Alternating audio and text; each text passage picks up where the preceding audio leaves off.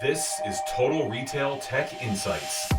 The content retail executives need to optimize their use of technology throughout their organizations.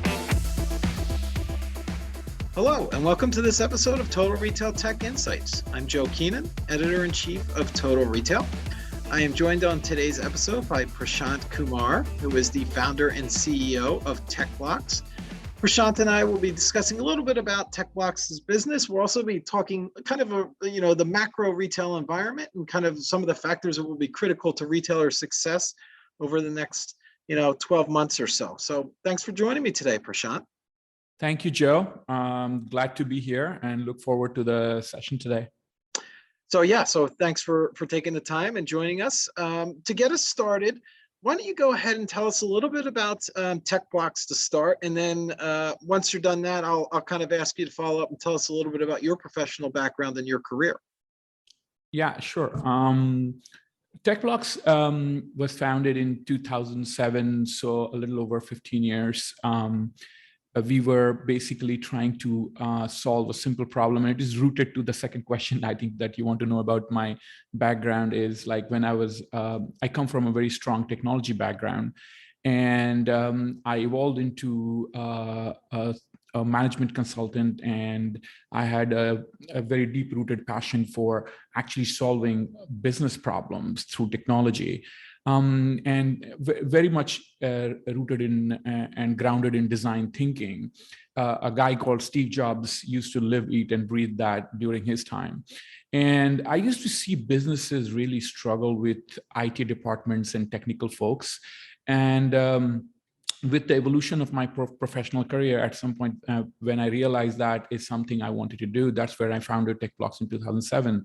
The entire goal was, in this case, specifically if you take retailers, for example, to help them build platforms, applications, products, but with design thinking in mind, bringing new digital value chains to life, reimagining their businesses in the digital world, making the transition between digital and physical worlds as frictionless as possible.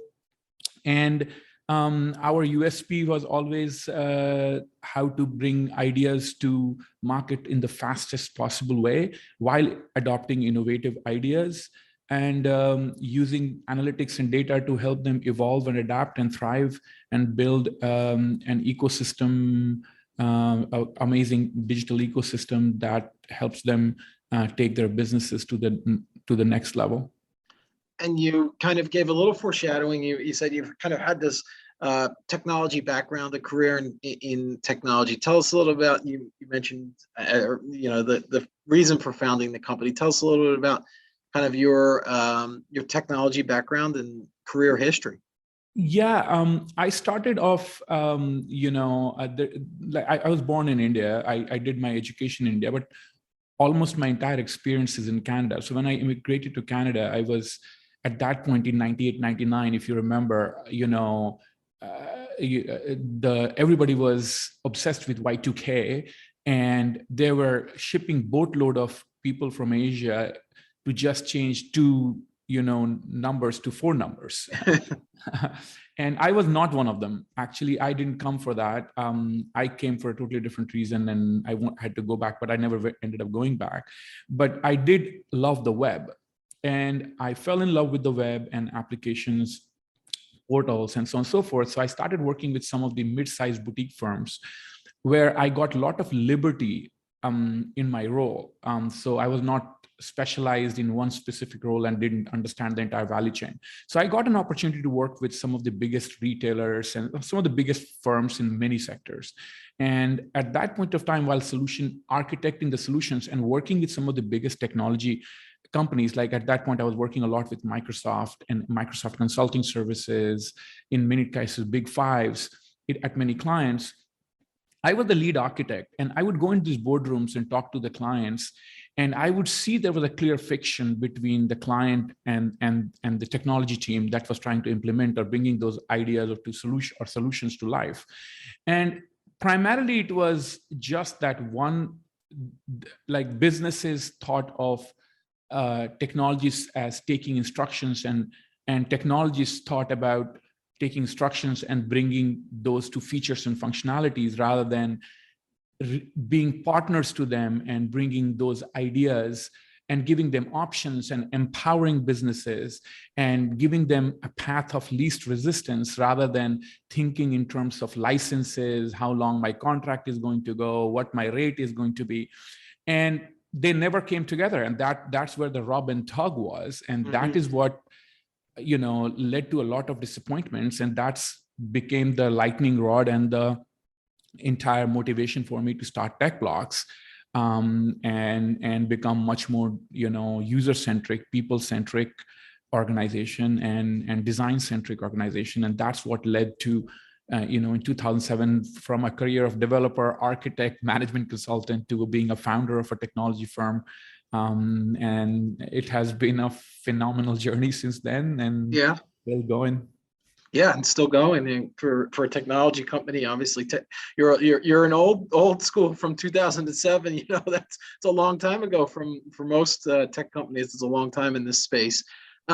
So you got that experience working with some of these large retail firms, and then that kind of segues into the work you're doing at TechBlocks. Tell us, the audience, a little bit about some of the types of clients you're working with currently, and specifically within retail organizations where your concentration is.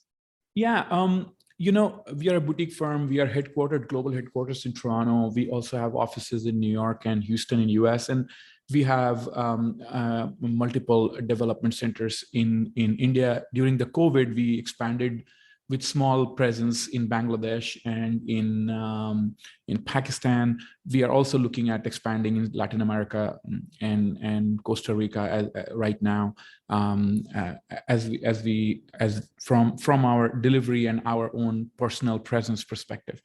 Our clients vast majority of them are North America, are from US and Canada, but they're mostly global clients. So again, we have clients in many verticals. 6 of our top 10 clients are Fortune 500 companies, or very large, big world best known enterprises in United States and Canada. But if you take specifically retail, we are working with traditional national retailers. If both in Canada and US, who specialize, now in B2B to B2C, B2B2C to D2C, all these things, and there are various different kind of retailers, from traditional, brick and mortar retail, which now have very viable and very strong online presence, to regional retailers in furniture, in electronics, to even in cannabis retailers and wholesalers, to even working with startups which are valued at more than $300 million to $2 billion, bringing their ideas complete from ideation stage to go-to-market and expansion. And these startups are, for example, disrupting 3 verticals at the same time. Like, for example, one of the startups we are working with, valued at $300 billion, they are disrupting retail, financial services, and music streaming industry with live commerce concept, NFTs, augmented reality, AI, all that, bundled into one large marketplace.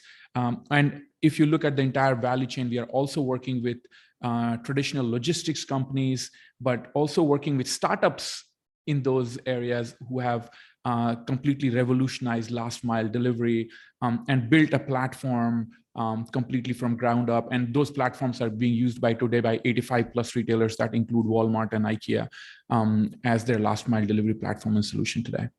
Yeah, so TechBlocks obviously firmly entrenched based upon your response there in the retail space. As I mentioned in our introduction, I want to talk a little bit about the macro retail environment. I guess we can't have that conversation without talking about how much has evolved over the last 2+ years. Obviously, the global pandemic and the impact that's had on the industry. Can you talk, Prashant, a little bit from your perspective on the type of changes that you've seen, particularly from your clients at TechBlocks? Yeah, absolutely. And I would like to always say that the impact, I like to use the word impact more than the change, because the change was already there and was happening. It was much more simmering and underneath the surface, and it had a much longer arc of time.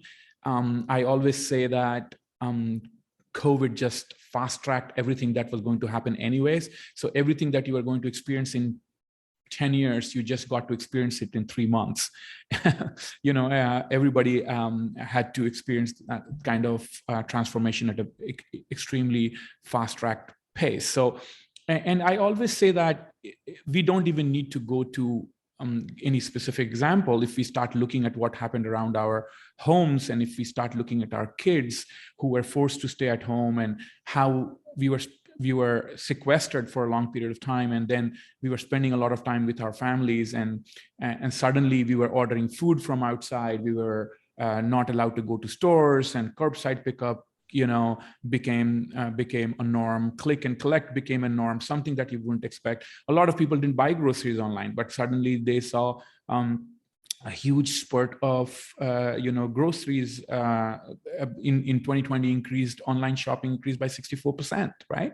In US e-commerce, e-commerce was, before e-commerce, it was before COVID, it was 16.3%, and in one quarter in 2020 it grew to 21.3%. Now it was 5.6% growth in e-commerce share of overall retail. You will think that's not a big deal, but just to give you an idea, that was what e-commerce grew over the previous 5 years, that it grew in one quarter. Now, I would also kind of tamper that with, kind of expectations by saying in 2021, it has kind of slightly gone down to 19.1%. But remember, it is going to be 25% by 2025. And that's a huge, trillions of dollars in terms of consumer, in terms of opportunity, that these businesses have.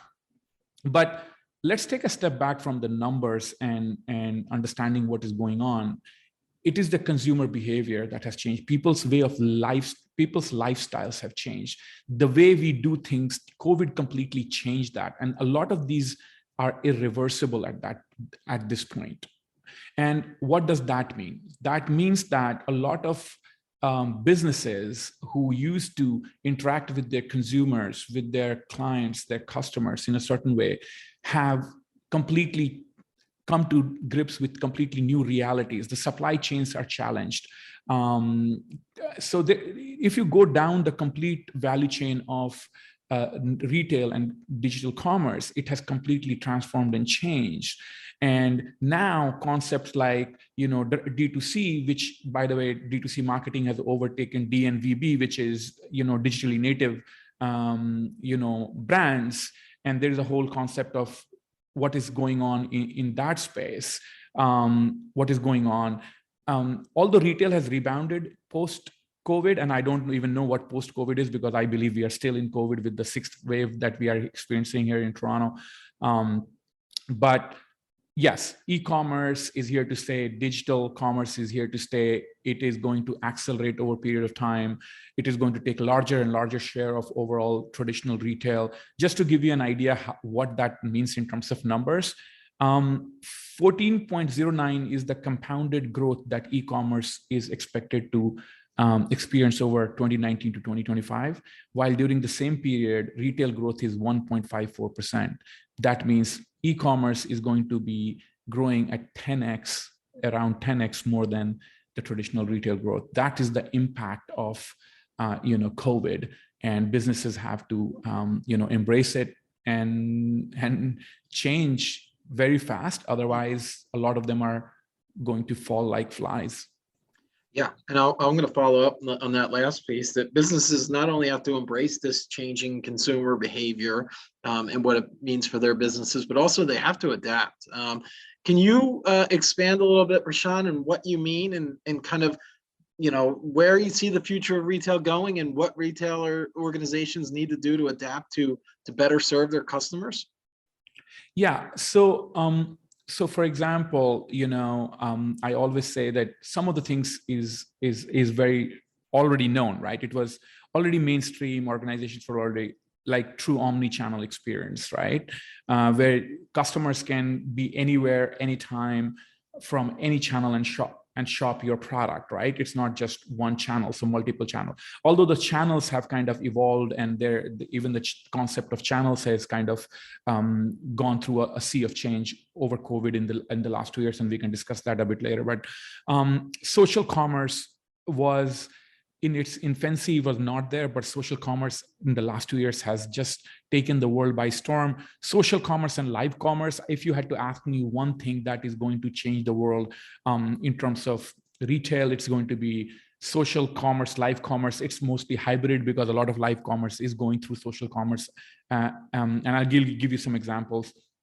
Along with marketplaces, online digital marketplaces, which in traditional retail was called wholesale retail, right? So digital native retail companies were good at scaling to a certain extent, but in order now to scale their growth, they have had to go back to what we call the online marketplaces, which in traditional world was called wholesale retail, like through Amazons, through Walmarts, through Rakutens and stuff like that, right? Those kind of platforms. So this entire paradigm of wholesale retail that existed in traditional retail is now appearing in digital world in terms of what we call marketplaces. And they exist even in brick and mortar stores, like in a Best Buy. In terms of, if you go in a Best Buy, you will see they have become traditionally, now the stores have become more experiential centers, rather than just stuffing these stores with 1,000 SKUs, and then you go just find a SKU product and you don't experience them. So a good example of that, who started this entire paradigm, would be Apple, right? Apple stores are always experiential stores. You can shop within the store on a mobile phone and without involving a sales agent, just by doing it yourself, and you can pick and walk away with the product inside the store, or get it delivered at home, or some outside the store. So the entire experience is kind of completely changing. So social commerce, live commerce, combined with online marketplaces are the future, the future. And it is going to have a very significant impact on how retailers adjust to this new reality, in terms of not only building their digital technologies and value chains to adopt to this new reality, and their websites, I believe, are going to have lesser and lesser of significance in terms of overall their sale value. Because let's say if you are a retailer, like if you have a product, yes, you are selling on your website, but how much more will you sell in an Amazon marketplace? Even Facebook has brought stores, concept of stores, so on and so forth. Again, I told you, I'll give you an example. So for example, Walmart has partnered with TikTok. Sephora has started working with Facebook to actually start launching live shopping. So those are the bigger ones. There are, of course, other ones like augmented reality and virtual reality, and I can give you examples of Sephora, Zara, Amazon, AR. Yeah. There are so many of other ones, like mobile payments. There's so much is changing in the entire value chain that we can spend next 2 hours just discussing about various parts of it, but those are the big ones that I would highlight. And with all these different transactional channels, Prashant, you mentioned all the social commerce channels, the metaverse, selling products through live streaming, through video.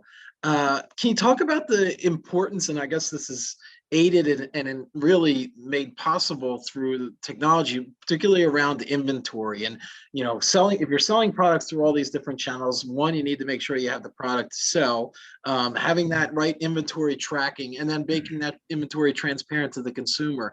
Tell us a little bit about that kind of true integrated experience as retailers sell beyond just their own e-commerce sites.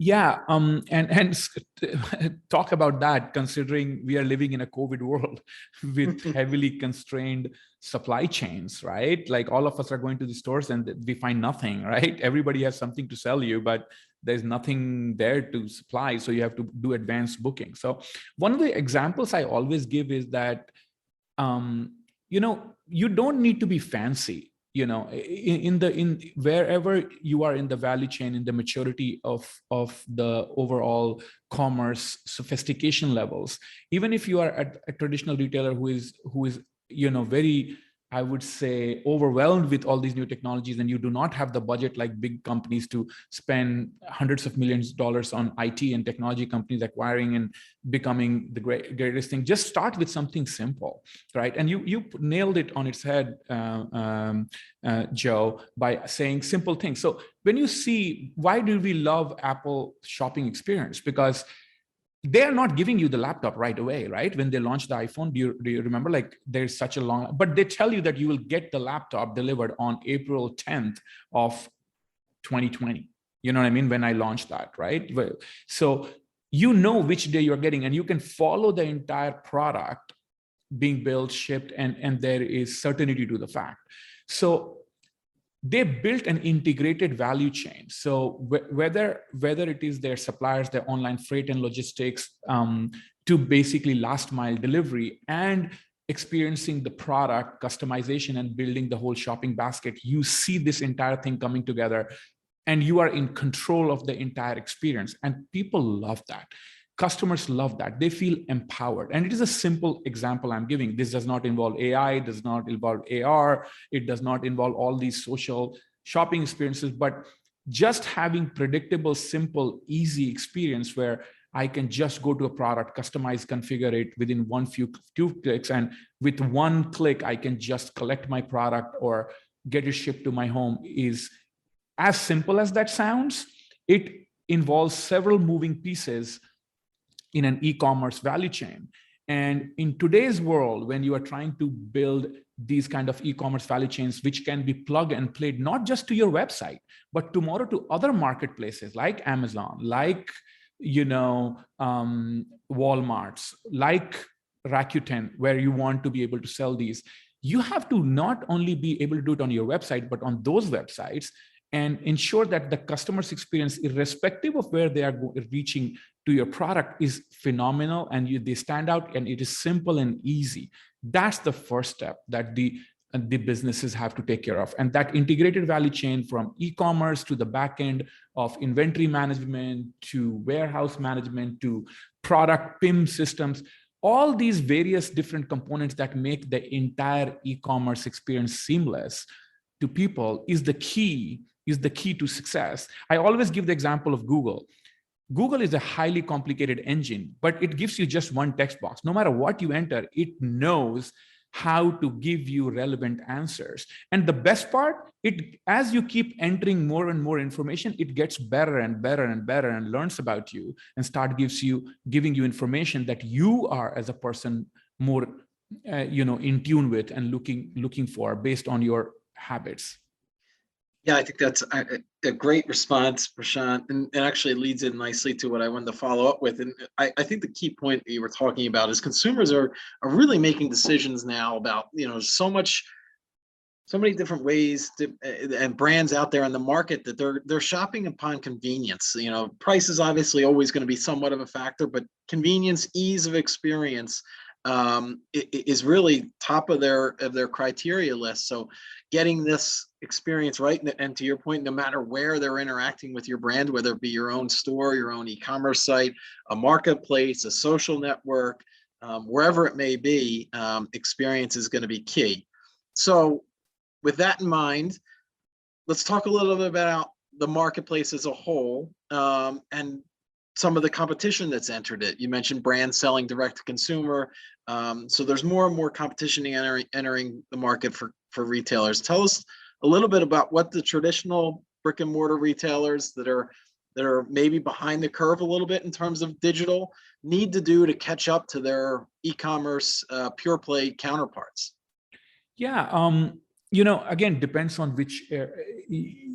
upon which vertical you are, what products and what kind of retailer, which category you play in, there's different level of maturity and disruption in different parts of the retailers. But one thing is constant, as you said, the experience. And that is something people are just gotten used to, right? People just know what a good experience is. They have shopped at Apple. They have shopped at some of the best digital experiences or digital physical experiences. So they know what a good experience is. So no more as a retailer, you can say, oh, you know what you are expecting is too much to ask. So please settle with that. They won't. Today's consumer is not willing to settle. So giving an example, 75% of consumers today have actually tried new shopping experiences all the time. And they say they will continue. 80% of them say they will continue to do that, right? So 72% of the consumers also switch brands after one bad experience. Just imagine how unforgiving today's consumer is. 72% of the consumers say they will completely switch the brands, and they have tried multiple products. So the whole concept of brand loyalty is completely undergoing a huge sea of change. And you will see that, the retailers are trying new private label brands and so on and so forth. And these trends are there to stay. So how do you capture your current new breed of consumers, right? I always tell that just look around your household. Like if you have a 16-year-old or if you have an 18-year-old, they will teach you. So for example, I used to never think that I would ever buy a shoe online. I never thought it. I have to try it and so on. Never thought it. Today, I never buy a shoe in a store. I would never go back to it. I'll tell you what I have. I have GOAT application, GOAT. If you haven't tried it, go and try it. And it has a AR application. So not for all the shoes, but a lot of shoes. And it gives you shoes that your retailers cannot even bring in Canada. So if you love your shoes and if you want variety of shoes and you have a lot of plethora of choices from multitude of brands. Now, remember when you used to go, I want this kind of designer brand, but guess what? If I walk into a store, I'm only limited to these. But you know what? When I was traveling to Europe, I saw these choices and I really loved it. No more. You go to this app and they will get it to you, shipped it to you. You might have to wait for 2 weeks, but you will get the shoe or the bag or the purse that you want. And you can actually peer into your mobile app and see how does that bag look on your green dress. You can look at how Sephora's this color of lipstick looks on your lip on this color. Try. And if you don't like it, you can return it back. That's the kind of hybrid digital physical experiences that are going to redefine, are already redefining. I shouldn't say will redefine, because all of these things are already happening, right? Yeah. So businesses, if I had to give them, we used to read these programming books for say, programming for idiots in 13 days, like, simplify it to make it idiot proof. I always say start simple. Whatever functionality or features you are bringing online, make it ultra simple. Less is more.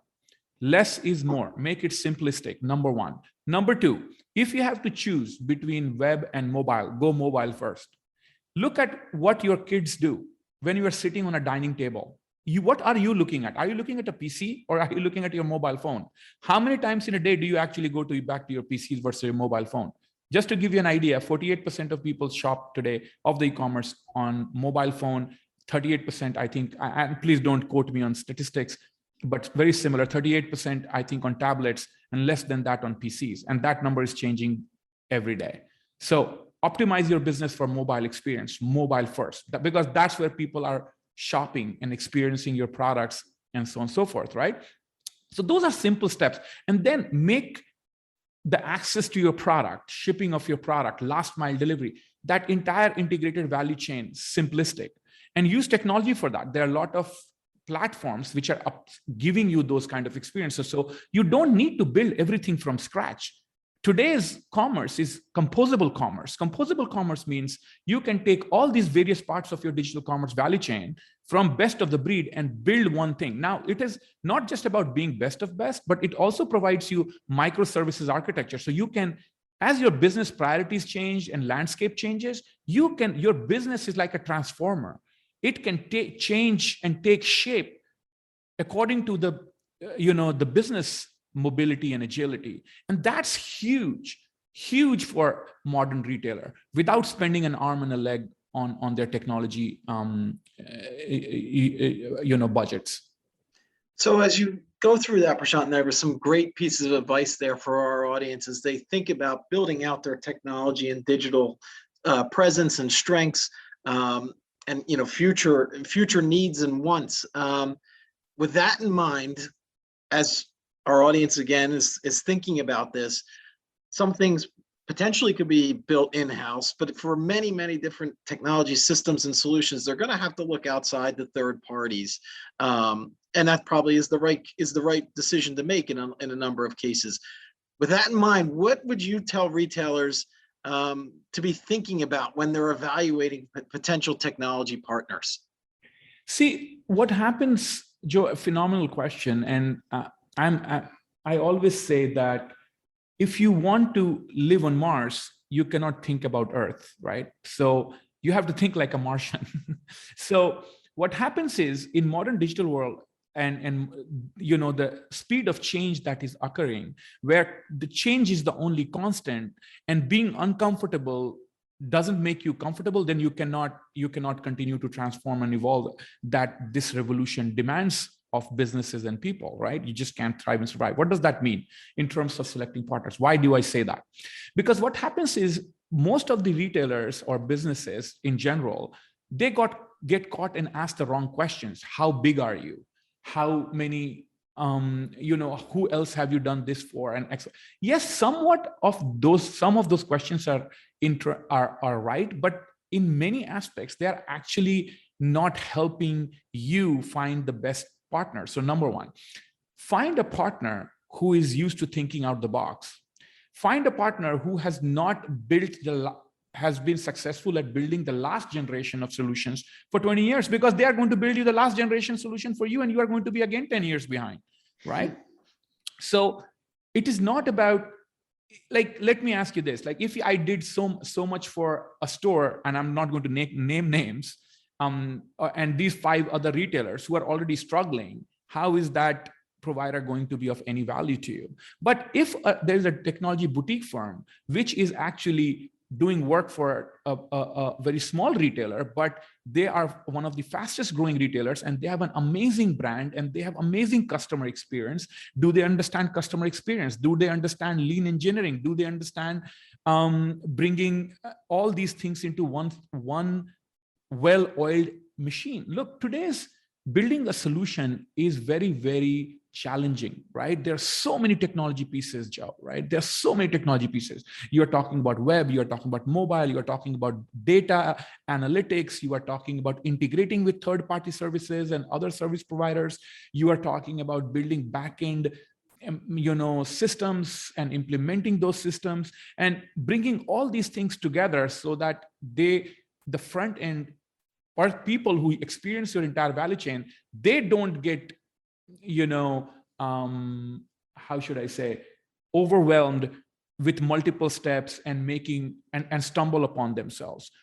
Making it simplistic with all these moving pieces is key. So you have to keep an eye on design-centric engineering firms, who are technology firms who are fast, who are quick, who can help you innovate. Innovation means taking risks, but in small pieces. And you fail fast or fail partially and learn from it and quickly move to the next thing. And build a relationship with your technology partners that is outcome-based. Lot of vendors is like, give me developers, give me product managers, and the competition becomes for people provided on an Excel sheet on rates. How is that an outcome-based? How is that a partnership? Question yourself. How is the engagement that you are bringing? How are they bringing center of excellences, their experiences, not just from retail industry, but from learning from other industries that can be applied to retail, right? How are they bringing all these value propositions beyond people, teams, and resources and center of excellence? How are they adding value to your business? Are they putting a skin in the game with you? Are they bound to certain outcomes? That is important to the modern businesses. And I don't think most of the businesses know how to ask those questions, even some of the most mature businesses. Yeah. And kind of your point also, thinking a little bit differently. You're going to have to, the things are changing so quickly. You got to challenge the status quo, think a little differently, and how these potential vendor partner can make a real difference in your business. And not just, thinking and asking questions a little bit differently, not just the standard and who have you worked with and what have you done for this company, but really getting down to what does it mean for my brand. Yeah, and I always say this, I always say that instead of going through an RFP mode or here is my requirement, it's like a unidirectional conversation, right, Joe? So what you do is in modern world, what do? We get into a room or we get into a virtual room, right? And we do a workshop, right? Do a workshop around an idea, invite 3 different parties and see who do you enjoy working with, who is the right fit, right? It's almost like speed dating, but real dating and experiencing going out with a person, right? In this case, a team, because an organization is more than just providing people. It's a culture, right? Do they have innovation of culture? Do they do their homework together? Do they act like a team? Do they move fast? Do they ask the right questions? Most of the organizations don't have the answers. Do they know how to ask the right questions? Are they having that interactive mechanism? Are they empowering you during those workshops? What do they do before workshop? What do they do during that workshop? And what did they give you as an output after that workshop? That should define how they are performing and if they're a good fit and if they can move at the pace that you want them to. And they will continue. And who are those people that you will be working with, right? And that gives you a real measure of an organization and the culture, not how many people they have and what revenues they have and how many logos they have on their presentation. That is not what should be the measure of who do you want to work with. Yeah, great point. And creating that level of trust and being comfortable. If it's going to be a real true partner and not just a vendor, you need that level of trust. You need that level of comfort. So I think that's a great point. I'll close with this, Prashant. For those that want to learn a little bit more about TechBlocks, you've provided, right at the outset, we talked a little bit about the company, but for those that want to learn a little bit more, what advice would you tell them? Where would you send them? Yeah, we have, for retailers, we are continuing to build a macro site. It's not ready yet, but as you go on our site, tblocks.com, T for Tom, B for Bob, tblocks, tblocks.com/retail. There is a page, retail landing page, but our website is a good place to learn more about us. My LinkedIn page, talks about me. If you want to know more about me, I call myself the Nerd CEO. So if you go to linkedin.com/in/nerd CEO, one word, you can know a bit more about me. And if you want to get in touch, please feel free to email me, Prashant, my first name, PRASHANT @tblocks.com. I'm sure, or go to our website and just drop us an email and, or contact me directly. And we'll get in touch with you and try to help you guys out wherever we can. Yeah, I think this has been really an enlightening conversation. I want to take the opportunity to thank Prashant Kumar, again, who is the founder and CEO of TechBlocks, for joining us on this episode of Total Retail Tech Insights and telling us about the TechBlocks business as well. More of a general, larger conversation around the impact of digital and kind of how it's disrupting the retail industry currently, and a little bit of forecasting of what we see going forward. So thank you for taking the time today, Prashant.